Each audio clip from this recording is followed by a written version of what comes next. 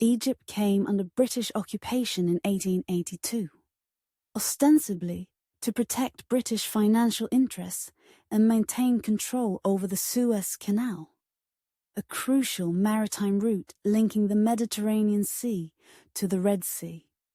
Although Egypt was nominally part of the Ottoman Empire, the British effectively controlled its governance, economy, and military.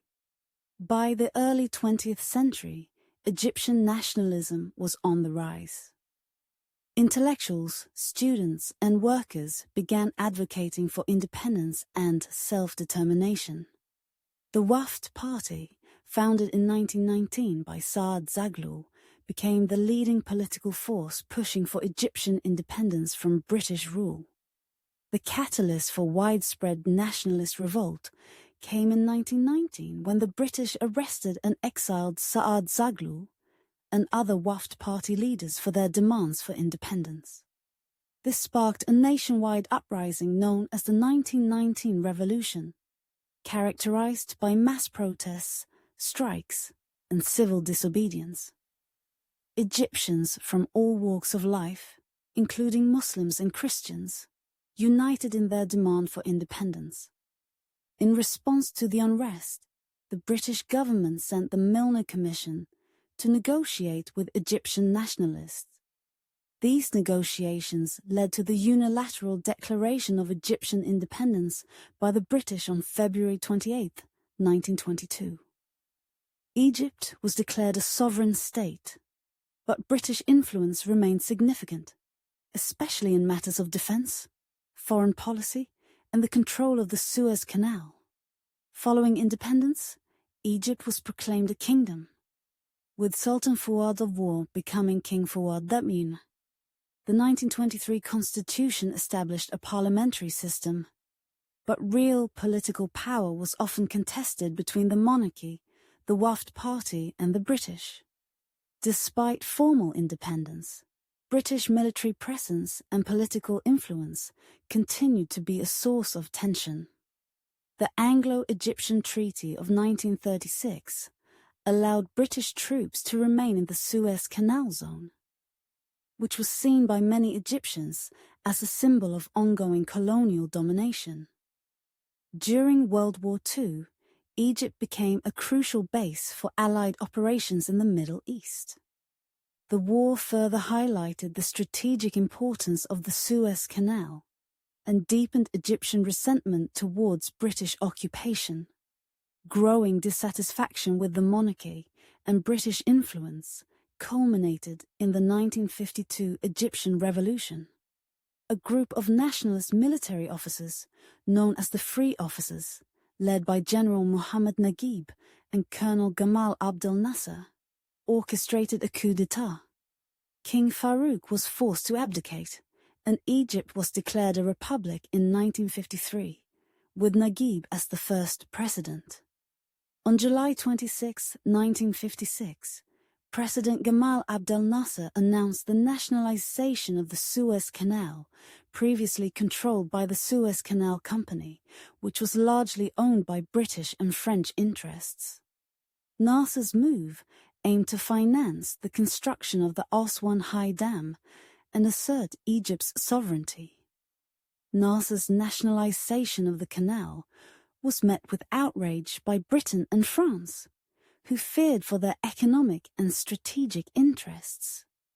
They formed a secret alliance with Israel, which also had grievances against Egypt due to ongoing border conflicts. In October 1956, Israel invaded the Sinai Peninsula, and British and French forces subsequently launched an assault on the Suez Canal zone. The invasion sparked a major international crisis. The United States, the Soviet Union, and the United Nations condemned the aggression. Under pressure from the US and the threat of economic sanctions, Britain, France, and Israel were forced to withdraw their forces. The United Nations Emergency Force, UNF, was deployed to supervise the ceasefire and withdrawal. The Suez Crisis was a significant political victory for Nasser. enhancing his stature in the Arab world and among non-aligned nations. Nasser emerged as a leading figure of Arab nationalism and pan-Arabism, promoting unity and independence from colonial powers.